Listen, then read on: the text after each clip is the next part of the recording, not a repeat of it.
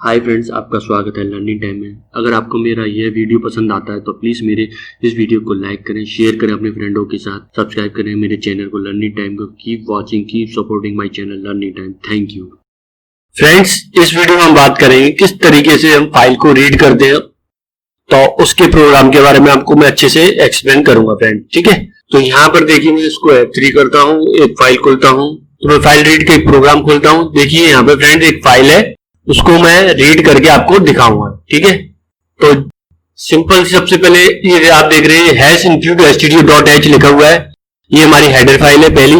उसके बाद हमारा फ्रेंड्स ये वॉइड मेन है, फिर हमारा ये कैरेक्टर जो दे रखा स्ट्रिंग है, दो वेरिएबल है। ठीक है, इस तरीके से हमने फाइल को क्रिएट किया हुआ है, जो कि यहाँ पे इनके वेरिएबल। अब मैं फाइल पॉइंटर बनाया है जो कि हमारा F3 है, जो कि हमारा क्या करेगा, वो फाइल के जो नाम है उसके एड्रेस पे जाके लोकेट हो जाएगा। ठीक है, इस तरीके से आप इस फाइल तक पहुंच सकते हैं F3 के द्वारा। ये हमारा फाइल पॉइंटर एक तरीके से सूचक मान लीजिए, जो हमें बताता है कि ये फाइल नाम, ये आपने जो name.txt रखी है उधर तक पहुंचाने में हमारी सहायता करेगा। ठीक है, तो F ओपन फंक्शन लगा है, उसके माध्यम से हमने इसको रीड मोड में खोल लिया है। अगर मान लीजिए ये वाली फाइल नहीं होगी तो हम F3 कैपिटल में लिखना है, इस चीज को आपको ध्यान में रखना है फ्रेंड, नल को। तो इसका मतलब होगा अगर आपकी फाइल एग्जिट नहीं करती है तो ये आपको ये इस वाले पे आया है और एरर यानी ये ट्रू हो जाए, F3 ट्रू हो जाएगा, तो फिर हमें क्या दे देंगे, ये फाइल एग्जिट नहीं करती। ठीक है, इस पूरे प्रोग्राम से बाहर निकलने के लिए मैंने एग्जिट और 0 लिख दिया है। ठीक, इस तरीके से मैंने कर दिया है। अब फ्रेंड्स मुझे क्या करना है, इस फाइल में जो भी डेटा है उसको रीड करना है। फ्रेंड्स आपको ये चीज बिल्कुल ध्यान रखनी, केयरफुली करना है। जिस तरीके से हमारी फाइल लिखी है उसी तरीके से हमें उसको रीड करना पड़ेगा। इसके सीक्वेंस को आपको ध्यान में रखना है, जिस तरीके से आपने राइट किया उसी तरीके से आपको रीड करना पड़ेगा। ठीक है, तो फर्स्ट स्टेप ये था जो कि मैंने बता दिया, जो आप जिसमें एरर कर सकते हैं। तो ठीक है, एप स्कैनअप लिखा मैंने, FP लिखा जो हमारा फाइल पॉइंटर है, जो इस वाले को लोकेट करता है, और इसी तरीके से हमें इसको रीड करना है। तो देखिए मैंने इसको %s लगाया, इसी तरीके से मैंने इसको प्रोग्राम को राइट किया था, जहां पे हमारे जिस ऑर्डर में था उसी ऑर्डर के अनुसार हमें उसे रीड करना है। ठीक है, अगर इधर उधर हो गया तो डेटा को पढ़ने में प्रॉब्लम हो जाएगी। ठीक, ये हमारे वेरिएबल थे। अब ये हमारा मान लीजिए सपोज दैट एक फाइल में इसका ये एक टेक्स्ट लिखा हुआ वर्ड और कुछ वेरिएबल थे जिनकी वैल्यू लिखी हुई थी Z और X की। तो ये SM में क्या करेगा, SM देखिए यहाँ पर एंड ऑपरेटर नहीं आया, क्योंकि हम स्ट्रिंग में हमारे पास एंड ऑपरेटर होता नहीं है, तो इसलिए इसका हम यूज नहीं कर पाते स्ट्रिंग में। ठीक है, तो ठीक है, SM एक वेरिएबल बना। ठीक है, अब उसने किया कि उसने फाइल में से वैल्यू को पढ़ा fscanf फंक्शन की सहायता से। अब उसमें SM में जहां पे हमारी रैम पर ये SM वेरिएबल बना है, उधर उसका क्या हुआ, उस वैल्यू को आ गई। ठीक है, उसने उधर पढ़ लिया, उसने उसमें आ गई। इसी प्रकार इसी तरीके से हम इसमें क्या करा, जब Z का एक वेरिएबल क्रिएट हुआ, ठीक है, रैम पर, अब उसने जो फाइल में से रीड किया वो किसमें आ गई, इस वेरिएबल में आ गई, इसी तरीके X में आ गई। अब फ्रेंड जब हमारे डिब्बे एक तरीके आप समझ सकते हैं, अब हमारे डिब्बों में वैल्यू है तो अब उसको हम किसी भी तरीके से अपने पास रख सकते, जब तक वो फाइल में है तो हमको उसी ऑर्डर में लेनी पड़ेगी।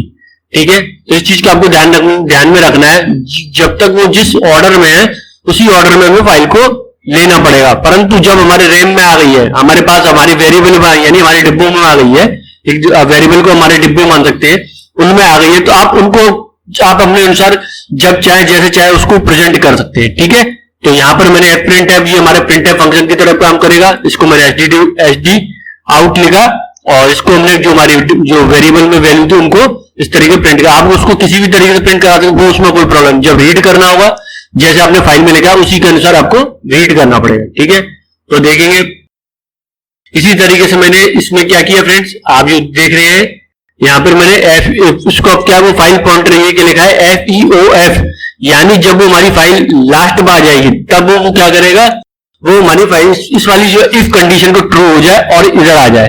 ठीक है, जब तक वो फाइल एंडिंग पे नहीं आई जब तक वो हमारे लूप में चलता रहेगा। जो while 1 लगाया जो हमारे इनफाइनाइट लूप के लिए होता है, और जब ये हमारी फाइल पॉइंटर लास्ट में आ जाएगा जहां पर कुछ नहीं होगा, ठीक है, जब हमारा डेटा खत्म हो चुका है, कुछ नहीं लिखा हुआ है, तब उसको ब्रेक कर देगा। ठीक, तो while लूप से बाहर निकल जाएगा इस तरीके से। अब देखिए मैं इसको आपके सामने प्रिंट करके दिखा रहा हूं, देखिए इस तरीके से हमारा डेटा था जो प्रेजेंट हो रहा है। ठीक है, तो आपको ध्यान में रखना है। अब मैं दूसरा करके दिखाता हूं फ्रेंड्स। जिससे कि आपको आसानी हो समझने में। इसको मैंने क्लोज किया। देखिए सबसे पहले मैंने आपको प्रोग्राम दिखा दिया था, हमने राइट किस तरीके से किया था, F5 किया था। देखिए इसी तरीके से राइट किया है। तो सबसे पहले देखेंगे, देखिए मैंने प्रिंट एफ किया यानी राइट किया हुआ है। रोल नंबर पहले है, फिर हमारा क्या है, सब है, फिर हमारा दूसरा सब्जेक्ट है, फिर हमारा नेम है जो कि स्टूडेंट जो भी नेम है। इस तरीके से फिर यानी टोटल आया था। इस तरीके से हमारा ये है। तो इसी तरीके से हमें फ्रेंड्स क्या करना पड़ेगा, फाइल को रीड करना पड़ेगा। तो मैं इस फाइल को रीड कर रहा हूं आपके सामने। देखिए अब इसी ये मेरे वेरिएबल थे, मैंने इसको इनको सब क्या करें, ये वेरिएबल ले लिए। ठीक है, यहां पे अगर मैं इनको चाहूं तो हटा दूं, कोई प्रॉब्लम नहीं है।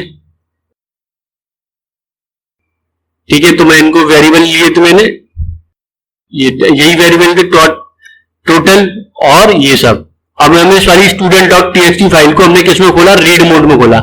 हमें पढ़ने के लिए फ्रेंड इसको रीड मोड में खोलना है। अब यहाँ पे एफपी देख रहे हैं, हमारा फाइल पॉइंटर है एफपी, जो कि हमने इस फाइल को खोलने के लिए यूज किया है। ठीक है, अब मैंने इसी तरीके से इसको लिखा है। यहाँ पर %d पहले हमारा फाइल को रोल नंबर था, फिर सब वन था, सब टू था, फिर इसका नेम था, फिर टोटल था। इसी तरीके से उसी सेम सीक्वेंस में मैंने इसको लिखा है। और प्रेजेंट करने के लिए आप कैसे भी प्रेजेंट कर सकते, क्योंकि वो आपके वेरिएबल में, मैं बता चुका हूं वो आपके वेरिएबल में, तो उसको किसी भी तरीके से लिख सकते हैं।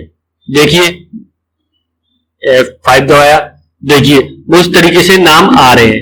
ठीक है, तो मैं आपको एक चीज करके दिखाता हूं फ्रेंड्स। यहां पे मैं एक काम करता हूं, ये मैं लिखता हूं S, यहां पे लिखता हूं D और यहां पे लिखता हूं D। अब मैं यहां पे वेरिएबल को थोड़ा चेंज कर लेता हूं, जिससे कि आपको समझ में आए कि ये क्या करेगा। अभी आपने देखा, रिजल्ट में फिर से एक बार दिखाया था, अभी मेरा प्रोग्राम रन नहीं किया है, तो इस तरीके से सीक्वेंस मारा है। ठीक है फ्रेंड्स, अब मैंने इसको फिर से रन किया, देखिए प्रोग्राम तो सही करेगा, परंतु देखिए इस तरीके से ये काम कर रहा है। ठीक है, तो मुझे इसको हटाना पड़ेगा। फ्रेंड्स मैं फाइल में दिखाता हूं हमारा स्टूडेंट डॉट टीएक्सटी किस तरीके से लिखा था। देखिए तो वो कुछ इस तरीके से लिखा हुआ था। ठीक है, जिस तरीके पहला था उसी के अनुसार आपको, जैसे पहला है तो उसके लिए आपको नंबर इंटीजर वैल्यू को लेना पड़ेगा, उसका 2 तक, तीसरे तक, चौथे नंबर पे आपको क्या लेना पड़ेगा, टेक्स्ट के लिए आपको स्ट्रिंग का यूज करना पड़ेगा, %s का। इसी तरीके से हमें इसको यूज करना पड़ेगा। ठीक है, अब हमारा प्रोग्राम हट गया है, तो उसके लिए मैं क्या करना पड़ेगा, फिर से उसको सही करना पड़ेगा। तो फ्रेंड्स देखते हैं हम उसको प्रोग्राम के में जा रहे हैं उसको। देखिए अभी हमारा प्रोग्राम काम कर जाएगा, देखिए। ठीक है, तो उसको उसी तरीके से रहने देना है, उसको छेड़ाछाड़ी नहीं करनी है, तो इसमें से वो उसमें प्रॉब्लम आ सकती है। ठीक है, तो ये चीज आपको ध्यान में रखना है। तो किस तरीके से हमारा ये काम करता है, आई होप आपको क्लियर हुआ होगा बिल्कुल भी।